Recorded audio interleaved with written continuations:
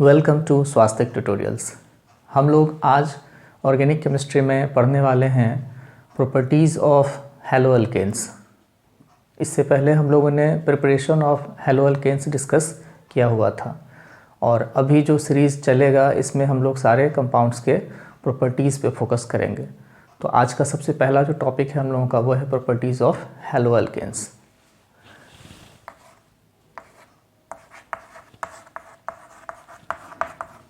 Properties of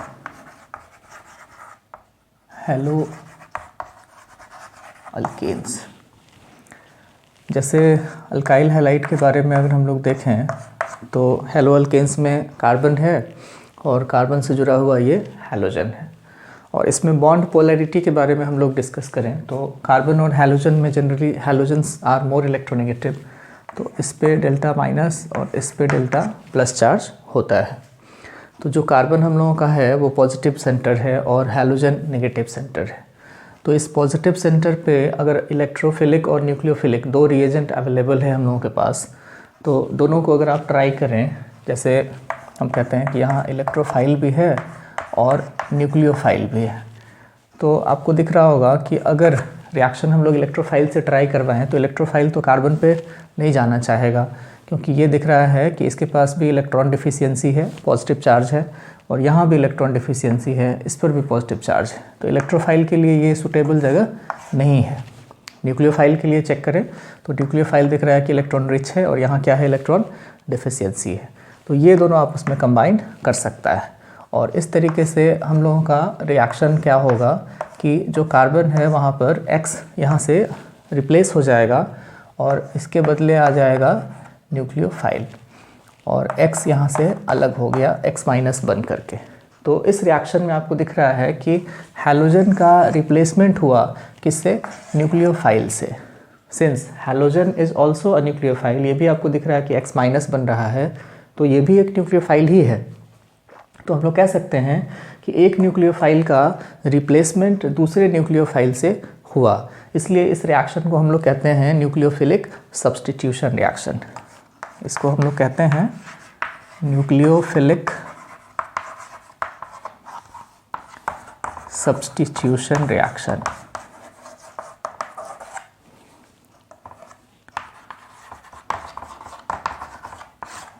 nucleophilic substitution क्यों कहते हैं, आप देख सकते हैं कि यहाँ पर जो X माइनस था हैलोजन, उसको एक दूसरा न्यूक्लियोफाइल क्या करता है, रिप्लेस कर देता है और खुद न्यूक्लियोफाइल कार्बन से अटैच हो गया और ये जो X था वो X माइनस बन करके यहाँ से हट गया। तो ये हम लोगों का न्यूक्लियोफिलिक सब्स्टिट्यूशन रिएक्शन है। तो हैलो अल्केन्स का सबसे मेजर मैक्सिमम रिएक्शन अगर हम लोग देखें तो न्यूक्लियोफिलिक सब्स्टिट्यूशन रिएक्शन ही होता है। अब हम लोग न्यूक्लियोफिलिक सब्स्टिट्यूशन रिएक्शंस के एग्जाम्पल को देखेंगे। तो ये तो आपको समझ में आ गया कि हैलोजेंस का सबसे फेमस रिएक्शन कौन सा होगा, न्यूक्लियोफिलिक सब्स्टिट्यूशन रिएक्शन। ये ऑब्जेक्टिव क्वेश्चन पूछा जा सकता है, तो इसमें ध्यान रखेंगे। एग्जाम्पल नंबर 1 हम लोग देखें। Example number 1, reaction with aqueous KOH और NaOH। Aqueous KOH potassium hydroxide या एक्वस NaOH, किसी के साथ रिएक्शन करवाएं अल्काइल हैलाइड का। जैसे यहाँ RCl है और ये KOH है एक्वस, तो आपको आसानी से समझ में आएगा कि यहाँ से Cl को क्या करना है, हटा देना है। तो Cl यहाँ से हटेगा, वो K के साथ जो है सो चला जाएगा, KCl बन करके बाहर, और R के बगल में आ जाएगा OH, ROH, और इधर बना KCl। तो ये क्या बन रहा है, अल्कोहल। यहाँ R के बदले अगर आप C2H5 रख लें, C2H5Cl, और इसका रिएक्शन करवा दें एक्वस KOH के साथ, तो आपको आसानी से समझ में आ रहा होगा कि यहाँ से KCl चला जाएगा बाहर और C2H5 के बगल में कौन आ जाएगा, OH। तो इधर हम लोगों को मिलेगा C2H5OH और इधर मिलेगा KCl। तो ये क्या कंपाउंड बन गया, इथेनॉल। ये कंपाउंड हम लोगों का हो जाएगा इथेनॉल, और ये न्यूक्लियोफिलिक सब्स्टिट्यूशन रिएक्शन का एग्जाम्पल है। इसमें अल्काइल हैलाइड में अगर आप KOH और NaOH के बदले अगर वाटर लेंगे तब भी ऐसा ही रिएक्शन होगा, उसको भी आप लिख सकते हैं RCl प्लस वाटर को समझने में आसानी हो इसलिए ऐसे करके लिख देते हैं HOH। तो यहाँ से आपको दिखेगा कि ये HCl बन के बाहर चला जाएगा और R किसके साथ आ जाएगा, OH के साथ। तो इसमें भी जो फाइनल प्रोडक्ट मिल रहा है वो अल्कोहल ही है, तो ये भी आप रिएक्शन कह सकते हैं कि इसमें है। और यहाँ पर सब्स्टिट्यूशन हो रहा है हैलोजन का क्या चीज़ से, हाइड्रोक्सिल ग्रुप से सब्स्टिट्यूशन हो रहा है और प्रोडक्ट क्या बन रहा है, अल्कोहल बन रहा है। अब हम लोग दूसरा रिएक्शन लिखेंगे, इसी पैटर्न का रिएक्शन है, रिएक्शन विथ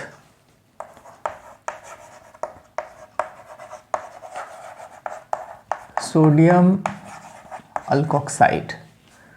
जैसे RCl है, सोडियम अल्कोक्साइड हम लोग कह रहे हैं NaOR, ये है NaOR या RONA कहेंगे, ये है सोडियम अल्कोक्साइड। तो इसमें क्या होगा कि यहाँ से Cl और यहाँ से NaCl बन कर के चला जाएगा बाहर और R के बगल में O और फिर R, ऐसा हो जाएगा। NaCl यहाँ से सोडियम क्लोराइड बन कर के बाहर चला जाएगा और ROR हम लोगों को मिल जाएगा। तो इसको अगर लिखें ROR और इधर NaCl, ये क्या हो गया, तो ये है ईथर, ये ROR ईथर फैमिली का है। अगर R के बदले हम लोग यहाँ CH3 रख दें, CH3Cl, और इधर हम लोग रखें NaOCH3, तो रिएक्शन देख करके आपको समझ में आ रहा होगा, यहाँ से बाहर क्या जाएगा, यहाँ से बाहर जाएगा NaCl और CH3OCH3 हम लोगों को मिलेगा। इधर CH3OCH3 मिलेगा और साथ में इधर NaCl। तो ये ईथर है, इसका IUPAC अगर नाम लिखना हो तो इसको हम लोग कहेंगे मिथॉक्सी मीथेन, कॉमन नेम कहेंगे डाइमिथाइल ईथर। तो इस तरह से ये बन जाएगा। और ये जो रिएक्शन हम लोगों के पास है, reaction of alkyl halide with sodium alkoxide, इस रिएक्शन को हम लोग कहते हैं विलियमसन सिंथेसिस। ये ईथर बनाने का मेथड है, इसको कहते हैं विलियमसन सिंथेसिस। इस रिएक्शन का नाम है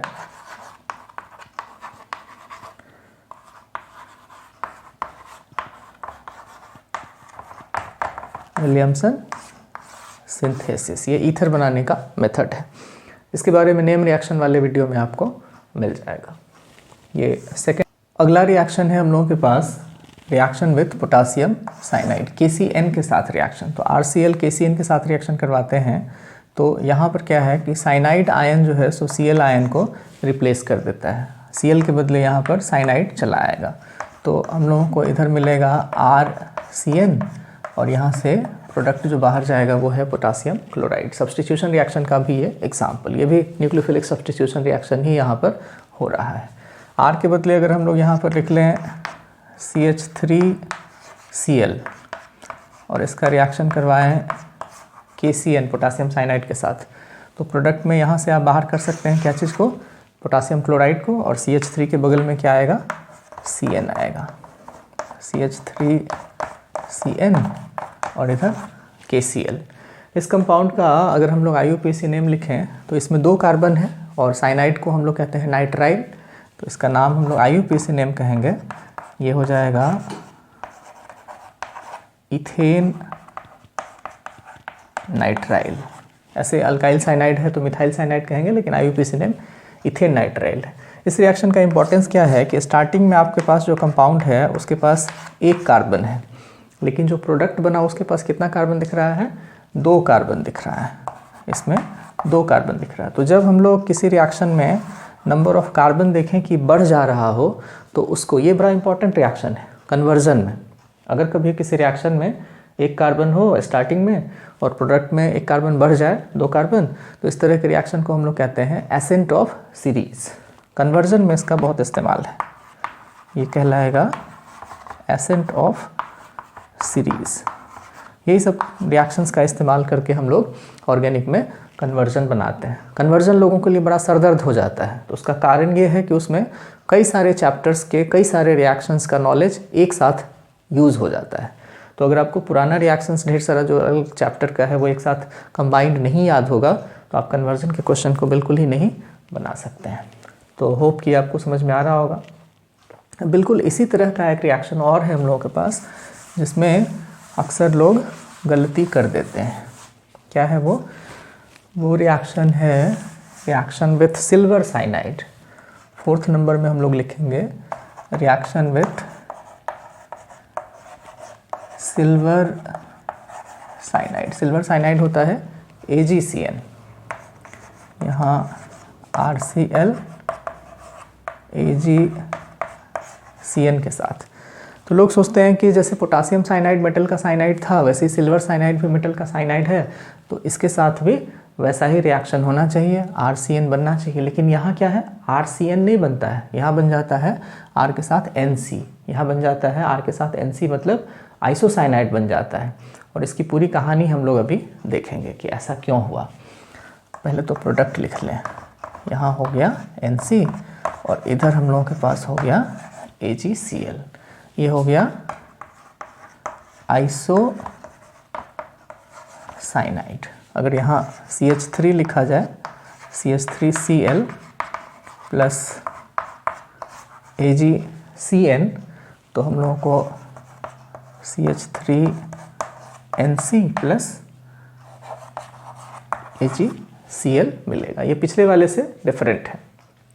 ये आपके पास जो है सो बन रहा है मिथाइल आइसोसाइनाइड। ये कंपाउंड है मिथाइल आइसोसाइनाइड, पिछला वाला कंपाउंड से डिफरेंट है। अब इस दोनों को हम लोग थोड़ा सा डिस्कस करें कि जब पोटासियम साइनाइड ले रहे थे तब हम लोगों को मिला अल्काइल साइनाइड, और जब सिल्वर साइनाइड ले रहे हैं तब हम लोगों को मिल रहा है आइसोसाइनाइड। तो ऐसा क्यों होता है, दोनों रिएक्शन को थोड़ा सा डिटेल में हम लोग समझ लेते हैं। देखिए क्या है, पोटासियम साइनाइड जो है वो एक आयनिक कंपाउंड है, तो ये टूटेगा K+ और Cn- में। फिर Cn- के स्ट्रक्चर को अगर आप देखेंगे तो ऐसा सिचुएशन है, दो जो है सो electron, free electron, that is 1 lone pair nitrogen के पास भी है and 1 lone pair of electron carbon के पास भी है। और कार्बन 3 बॉन्ड भी बना रहा है, नाइट्रोजन भी 3 बॉन्ड बना रहा है।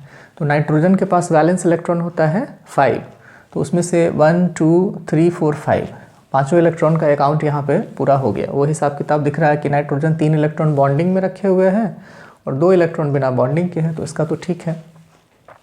बट कार्बन के पास वैलेंस इलेक्ट्रॉन होता है 4, 3 तो बॉन्डिंग में पार्टिसिपेट है और ये 2 इलेक्ट्रॉन कहाँ से आ गया, तो इसका मतलब है कि कार्बन का वैलेंस इलेक्ट्रॉन 4 है, लेकिन यहाँ पर कार्बन कितना इलेक्ट्रॉन शो कर रहा है, 5।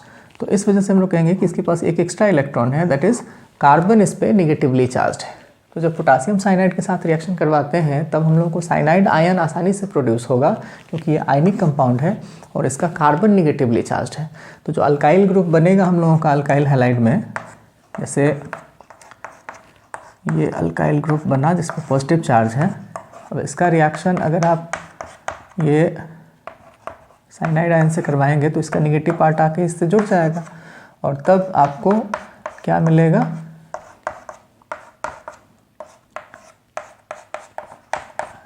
ये साइनाइड मिल जाएगा। क्यों, इस पे नेगेटिव चार्ज है, इस पे पॉजिटिव चार्ज है, इजीली समझ में आ रहा है। तो ये तो हुआ पोटासियम साइनाइड के साथ, क्योंकि वो क्या है, आयनिक कंपाउंड है। अब हम लोग इसको समझ लें सिल्वर साइनाइड के साथ। सिल्वर साइनाइड के साथ ऐसा नहीं होता है, सिल्वर साइनाइड के साथ बदल जाता है। उसका कारण क्या है, इसको हम लोग समझेंगे। सिल्वर साइनाइड कह रहे हैं कि ये एक कोवेलेंट कंपाउंड है। तो आपको दिख रहा होगा कि कार्बन का यहाँ पर क्या है, 1 2 3 और 4, all the 4 valencies are used, all the 4 electrons are used, सब बॉन्ड बन गया। लेकिन नाइट्रोजन के पास एक लोन पेयर अभी भी बचा हुआ है। तो यही नाइट्रोजन के पास जो लोन पेयर ऑफ इलेक्ट्रॉन बचा हुआ है, यही अब अल्काइल ग्रुप के साथ जाके रिएक्ट करेगा। और इसमें जब अल्काइल का रिएक्शन, जो अल्काइल हम लोग के पास है, इसका रिएक्शन जब हम लोग Ag साइनाइड, ये सिल्वर साइनाइड के साथ करवाते हैं, तो इसके पास जो लोन पेयर है वो इसके साथ आकर के रिएक्शन करता है और तब जो अटैचमेंट होता है, दिस अटैचमेंट इज़, कार्बन का जो अटैचमेंट है, this attachment is not with carbon but it is with nitrogen. ये नाइट्रोजन के साथ होता है। क्यों? नाइट्रोजन के पास लोन पेयर है। दूसरा रीज़न क्या बताया गया कि कार्बन नाइट्रोजन बॉन्ड काफ़ी स्ट्रॉन्ग होता है, इस वजह से भी ये बॉन्ड बन के ये कंपाउंड आइसोसाइनाइड में कन्वर्ट हो जाता है। और एक चीज़ और जान लीजिए, बढ़िया बात है कि साइनाइड को हम लोग देखें कि वो कार्बन से भी बॉन्ड बना सकता है, नाइट्रोजन से भी बॉन्ड बना सकता है। तो ये जो न्यूक्लियोफाइल है, इस न्यूक्लियोफाइल के लिए हम लोग एक नाम रखते हैं एम्बीडेंट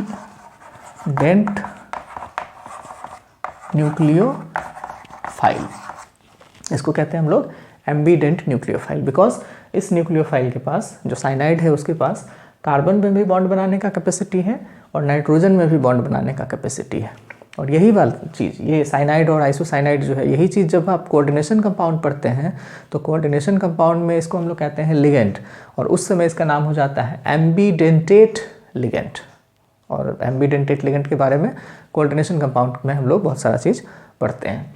तो ये रिएक्शन, और बिल्कुल इसी तरह का 2 रिएक्शन और है हम लोगों के पास, जैसे अभी पोटासियम साइनाइड और सिल्वर साइनाइड था, तो बिल्कुल उसी तरह का 2 रिएक्शन हम लोगों के पास है, 5 और 6।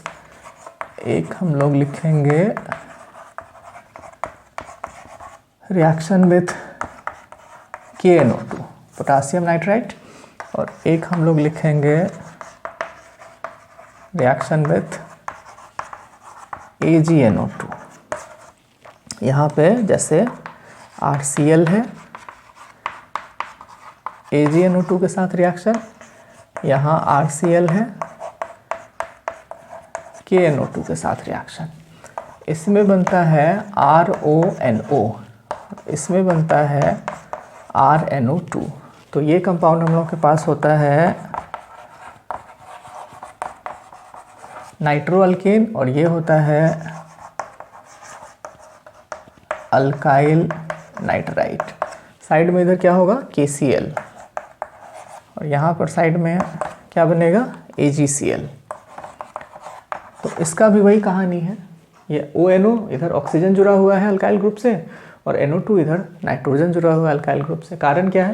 ये कोवेलेंट कंपाउंड है, इसका स्ट्रक्चर जो बनाएंगे हम लोग, तो उसमें नाइट्रोजन पे चार्ज आएगा तो नाइट्रोजन आके जुड़ जाएगा, और ये कंपाउंड आयनिक है, इस पे जो है सो ऑक्सीजन पे चार्ज आएगा तो ऑक्सीजन आकर के जुड़ जाएगा। तो इस तरह से ये 5 और 6 भी आप बिल्कुल KCN और AgCN के जैसा, उसी के पैरेलल आप इसको समझ सकते हैं।